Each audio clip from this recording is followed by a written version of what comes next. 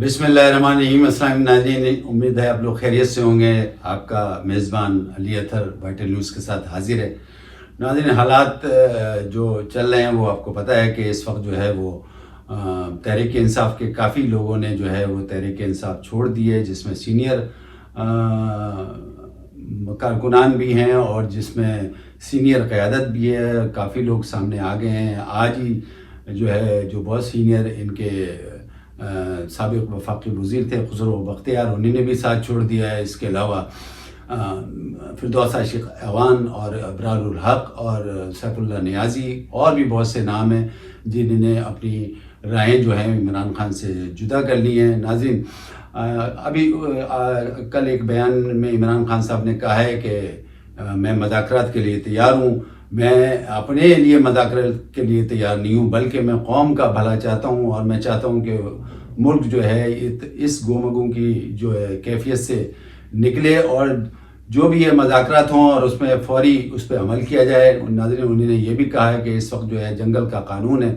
یہ جو لوگ پکڑے جا رہے ہیں اور زبردستی ان سے بیانات دلوائے جا رہے ہیں، یہ غلط ہے۔ اور وہ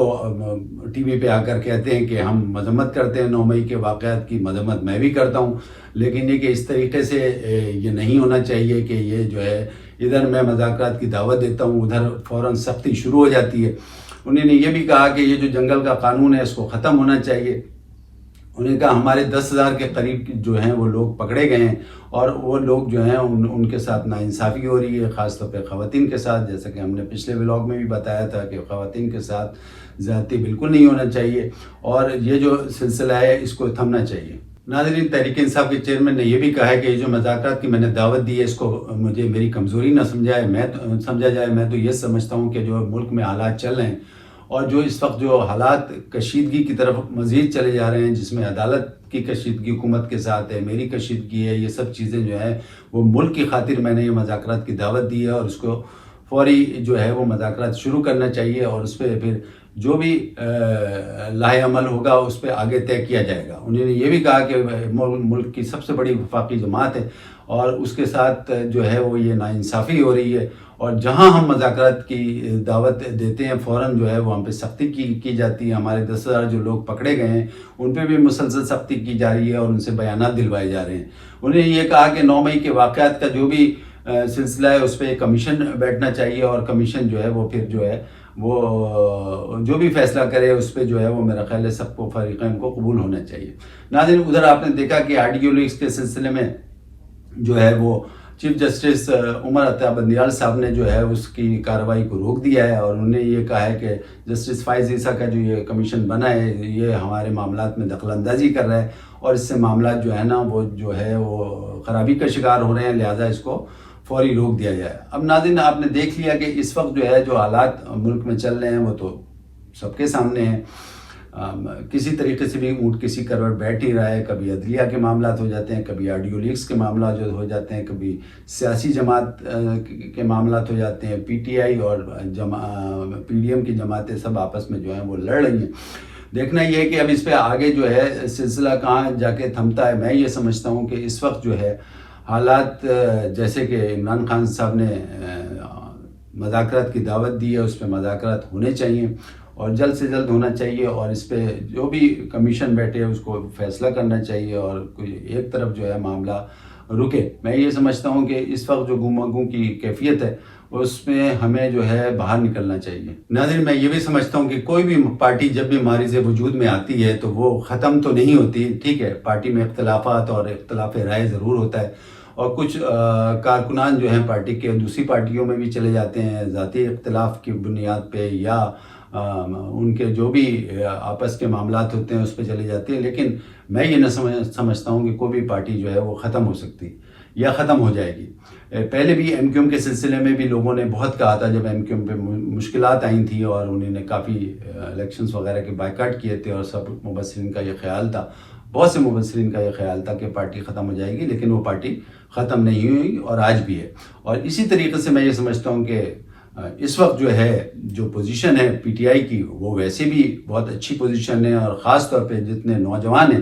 30 سے 35 سال اور 40 سال کے نوجوان جو عمران خان صاحب پہ مکمل اعتماد کرتے ہیں اور مکمل ان کے فالوورز ہیں، وہ تو کسی بھی صورت میں نہیں سمجھتا ہوں کہ وہ پارٹی کو ختم ہونے دیں گے، اور وہ اگلے 15-20 سال تک ابھی پارٹی کے ساتھ رہیں گے۔ پارٹی میں اختلافات ضرور ہوتے ہیں، میں یہ سمجھتا ہوں کہ پارٹی میں اختلافات اگر ہیں تو ٹھیک ہے، وہ اپنے دوسری پارٹیوں میں چلے جائیں یا اپنی اختلاف رائے اپنے قائدین کے سامنے رکھیں، اور اس میں جو بھی حل اس کا نکلے اس کے ساتھ ان کو یا تو رہنا چاہیے یا چلے جانا چاہیے۔ لیکن اگر کسی کے دل میں یہ چیز ہے کہ پارٹی ختم ہو جائے گی یا عمران خان صاحب کے مائنس ہونے سے ختم ہو جائے گی، ایسا نہیں ہے۔ پارٹی اگر ایک دفعہ ہمارے سے وجود میں آئی تو وہ ختم نہیں ہوتی، ٹھیک ہے، اس میں کچھ دھڑے بن جاتے ہیں، بلاک بن جاتے ہیں، لیکن پارٹی کا نام ہمیشہ جو ہے وہ رہتا ہے۔ اب یہ دیکھنا یہ ہے کہ آگے جو ہے پارٹی، میں یہ سمجھتا ہوں کہ اس طریقے سے جو ہے جو بھی حالات ہوں،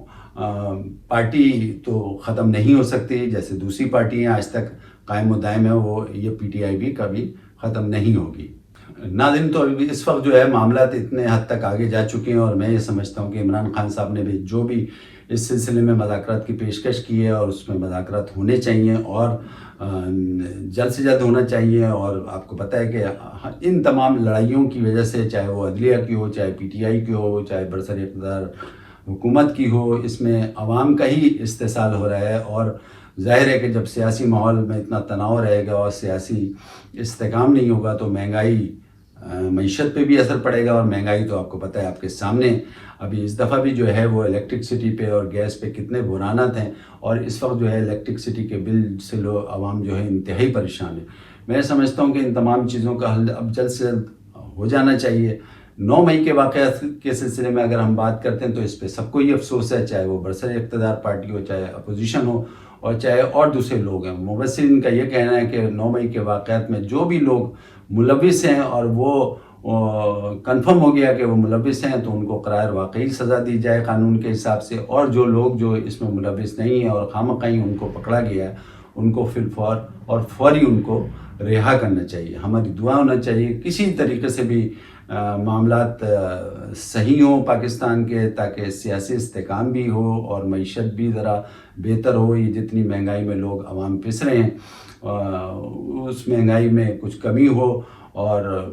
سب سے بڑی بات ہے کہ اللہ تعالی ہمارے ملک کو جو ہے وہ قائم و دائم رکھے، اور یہ جتنا سیاسی جو بحران ہے اس کو ختم ہونا چاہیے۔ ناظرین، اس وقت کے لیے اتنا کافی، مجھے اپنے ہوسٹ ایلیتر کو اجازت دیں۔ اللہ حافظ۔